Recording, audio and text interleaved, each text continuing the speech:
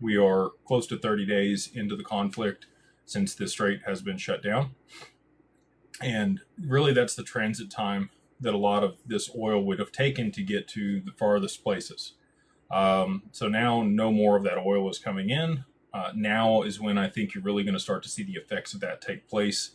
Um, Japan has been releasing their reserves, but that really hasn't done much for market price. We've seen some reductions every time Trump has come out and said, it's over. We're opening the Strait of Hormuz, the markets plummet. And then inevitably Iran or us come back out and say, never mind, just kidding, Strait's closed. Whipsawing the market around, removing longs and shorts. Anybody that's got the leverage, they are taking care of business. So, waiting for, really, we want to see oil back up at $18,000 per barrel.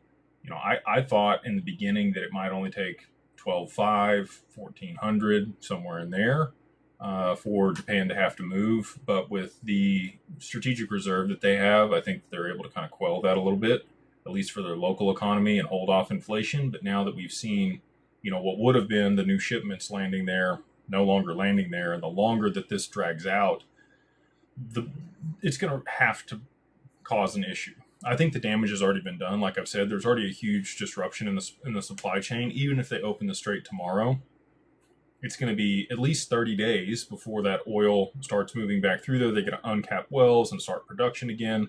A lot of the storage facilities there in Iran are getting full. So they are also capping wells. They're shutting things down.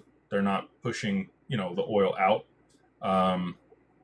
Also talks about them shutting down the Strait of Oman on the other side of the peninsula there in the Indian Ocean, and the Gulf. If that were to happen, or they cut these underwater sea cables, I think that you're going to see the conflict escalate. Again, praying for all the people in that region. I don't want any collateral damage or death or issues.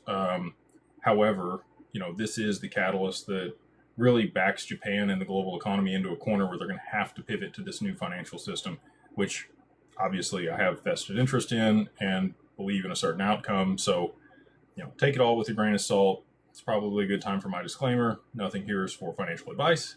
It's only for entertainment and educational purposes. You should always consult with a financial advisor, tax professional, or an attorney before making any legal, tax, or financial decisions. The opinions shared here tonight are my opinions. They are not the opinions of Digital Ascension Group or any of its subsidiaries. So I am the chairman of that company. Obviously also have vested interest there. We don't have any sponsors on this channel because, I own these companies, and I guess you could call those the sponsors. So without further ado, we'll go ahead and jump into the